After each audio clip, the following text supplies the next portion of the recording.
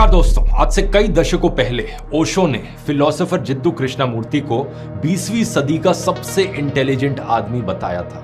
जब साल 1986 में उनकी मृत्यु हुई, उन्होंने कहा, ऐसी शार्पनेस और इंटेलिजेंस शायद आने वाली सदियों में फिर कभी नहीं मिलेगी। अगर आपने जिद्दू कृष्णमूर्ति का नाम पहले कभी नहीं सुना है तो ओशो का यह बयान सुनकर आप इमेजिन कर सकते हो कि ये ऐसे फिलोसोफर होंगे जिनकी सोच बिल्कुल ही अलग होगी, जिनके विचार बड़े ही स्ट्राइकिंगली ओरिजिनल रहे होंगे। लेकिन आपकी ये कल्पना पूरी तरीके से क्रैश कर जाएगी जब आप जिद्दू कृष्णमूर्ति को बार बार माइंड की कंडीशनिंग की बात करते हुए सुनोगे।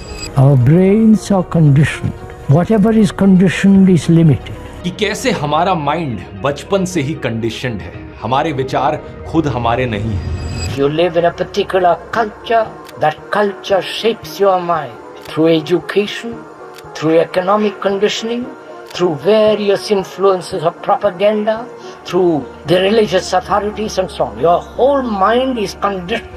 और इसीलिए कृष्णमूर्ति लिबरेशन के लिए जरिया बताते हैं, खुद की नॉन जजमेंटल ऑब्जर्वेशन। इसी सोच से एक बड़ा जरूरी सवाल उठता है कि क्या एक्चुअली कोई भी टोटली ओरिजिनल आइडियाज हो सकते हैं। Famous American writer mark Twain ने बड़े साफ शब्दों में कहा था कि कोई भी आइडिया नया नहीं होता। There is no such thing as a new idea.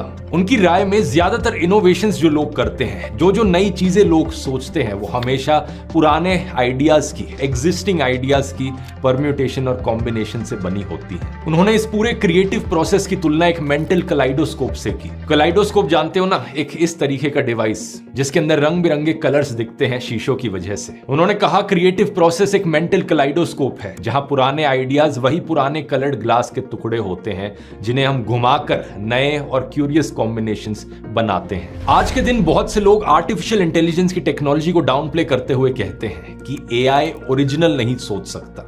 लेकिन जिद्दू कृष्णमूर्ति और मार्क ट्वेन की बातें सुनकर सवाल यह उठता है कि क्या इंसान खुद ओरिजिनल सोच सकते हैं।